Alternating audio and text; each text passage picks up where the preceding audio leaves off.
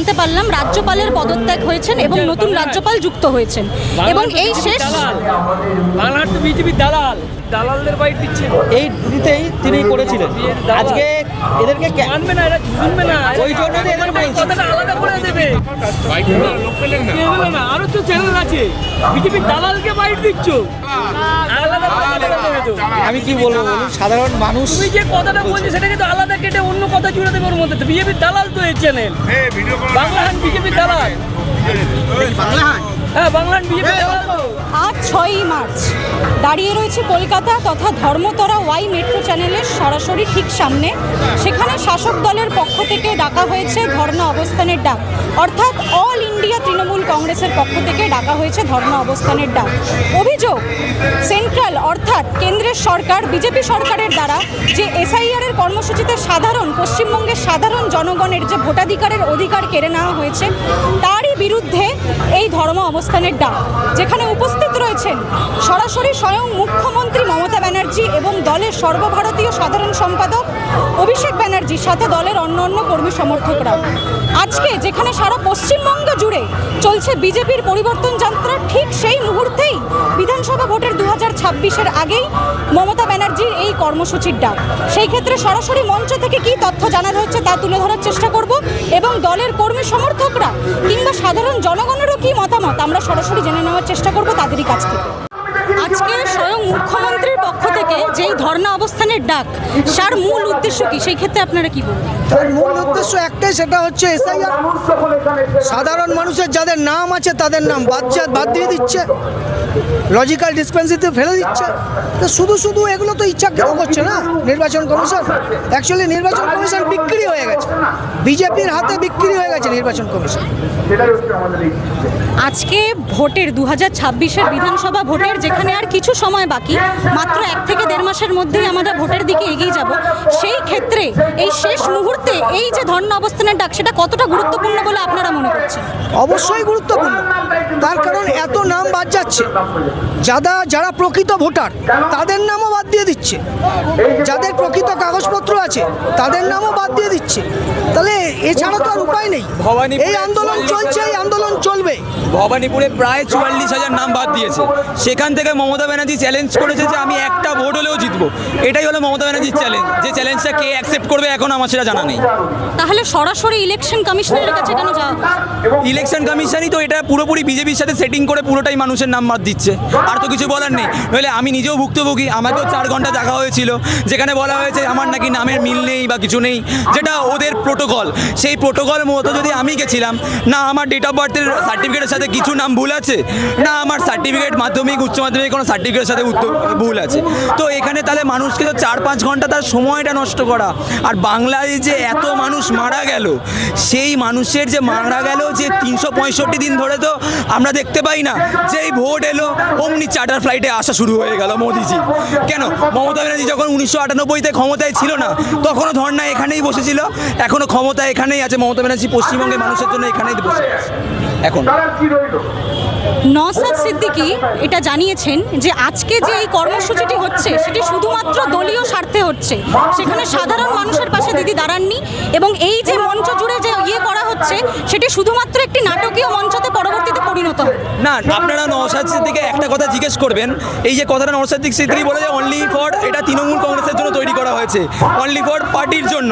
তাহলে বলুন তো, তাহলে সিপিএমের ঘরের লোকটাও লক্ষ্মী ভাণ্ডার পায়, তাহলে মমতা ব্যানার্জি সেটা করেনি? স্বাস্থ্যসাথী তো কংগ্রেসের লোকটাও পায়, বিজেপির দিলীপ ঘোষের বউ পায়, স্বাস্থ্যসাথী নিয়ে চিকিৎসা করাতে গেছিল এসএসকেমে। তারপরে কোন হিসাবে এটা বলছেন যে মমতা ব্যানার্জি মানুষের জন্য করছে না? কোনো দলবদ্ধ নির্বিশেষে মমতা ব্যানার্জি সবার জন্য করছে। এটা যারা বলছে সেটা কটাক্ষ করছে মমতা ব্যানার্জিকে, কারণ মমতা ব্যানার্জি ভালোগুলো ঢাকার চেষ্টা করছে, আর কিছু। 2026-এ ভোটের আগে এই যে বিজেপির পক্ষ থেকে সারা পশ্চিমবঙ্গ জুড়ে পরিবর্তন যাত্রা চলছে, সেই ক্ষেত্রে কি মনে হয় 26-এ কি পরিবর্তন আসবে? আচ্ছা, পরিবর্তন হবে। 2026-এ 250-এর ওপরে সিট নিয়ে তৃণমূল সরকার আবার তৈরি হবে, আবার মমতা ব্যানার্জি মুখ্যমন্ত্রী হবে। এই যে রথ বার করেছে, এটা তো রথের দিয়ে সময় নয়, তো এটা কোনো রথের সময় নয়, এটা ওদের সাজানো রথ। এ রথে জগন্নাথ হাত কাটা একটাই, সেটা হলো শুভেন্দু। দেখবেন যে বিজেপির যে পরিবর্তন যাত্রাটা চলছে বা বিজেপির যে পরিবর্তন যাত্রাটা হচ্ছে, দেখবেন যে ওদের সবাই 10টা লোকও নেই, ওই ডেকে ডেকে লোককে নিয়ে আসে জোর করে, আজকে এই দেবো আগে সেই দেবো, গ্রামের মানুষদের নিয়ে এসে ভিড় করে। আজকে মমতা ব্যানার্জির এক ডাকে দেখুন তো কত লোক এসছে। একটা ডাকে বলেছিল, অভিষেক ব্যানার্জি বলেছিল যে জেলার আশেপাশের লোকরা আসবেন, তারপরে মুর্শিদাবাদ থেকে ছেলে চলে এসছে, উত্তর দিনাজপুর থেকে ছেলে চলে এসছে। এগুলো মমতা ব্যানার্জিকে ভালোবাসারও একটা পশ্চিমবঙ্গের মানুষের ব্যাপার আছে, মমতা ব্যানার্জিকে লোক ভালোবাসে, তাই জন্য দূর দূর থেকে হলেও আসছে। বারণ করা হয়েছিল পার্টি দিয়ে বারবার, তারপরেও মানুষ এসছে, মানুষের আবেগ এটা, আর কিছু বলার নেই এর মধ্যে। দলীয় কর্ম সমর্থকরা বাদে সাধারণ জনগণের তৃণমূল কংগ্রেসের উপর কতটা আস্থা রাখা উচিত এই মুহূর্তে?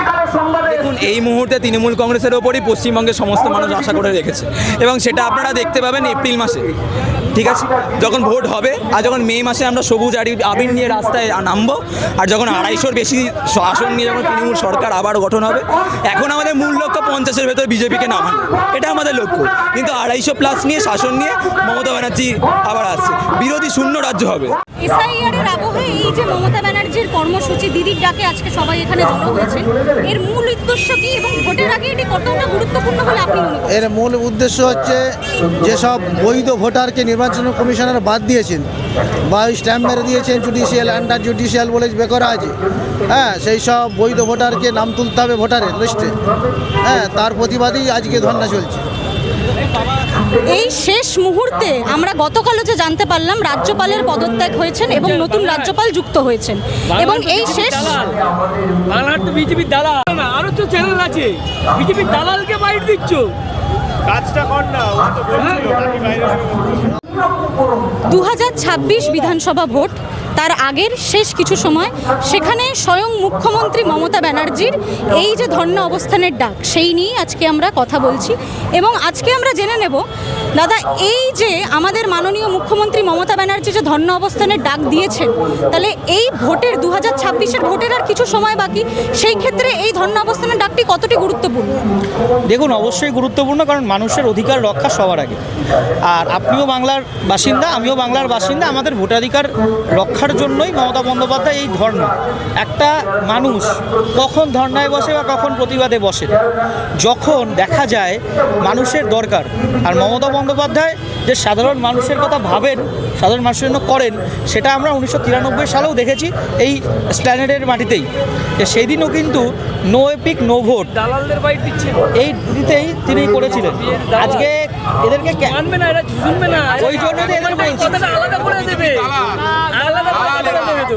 আমি কি বলবো বলুন, সাধারণ মানুষ তুমি যে কথাটা বলছো সেটাকে তো আলাদা কেটে অন্য কথা জুড়ে দেবে ওর মধ্যে। বিজেপির দালাল তো এই চ্যানেল, বাংলাহান বিজেপির দালাল। হ্যাঁ, বাংলাহান বিজেপির দালাল তো। সব মিলিয়ে এই নাগরিকদের ভোটাধিকার রক্ষার দাবিতে আজ এই ধর্ণা মঞ্চ থেকেই কেন্দ্রের বিরুদ্ধে শাসক দলের পক্ষ থেকে তীব্র বার্তা জানানো হয়েছে, এবং এই মঞ্চ থেকেই আন্দোলনকে আরও জোরদার করার আহ্বানও জানানো হয়েছে। এই মুহূর্তে দেখার কেন্দ্র সরকারের পক্ষ থেকে কী প্রতিক্রিয়া আসে। ক্যামেরায় শুভদীপের সাথে আমি দীপিকা, বাংলাহান, কলকাতা। আরও ভালো ভালো খবর দেখতে সাবস্ক্রাইব করুন বাংলা হান্টের ইউটিউব চ্যানেল। বাংলা হান্টের আরও খবর দেখতে নজর রাখুন। বাংলা খবর মানেই বাংলা হান্ট।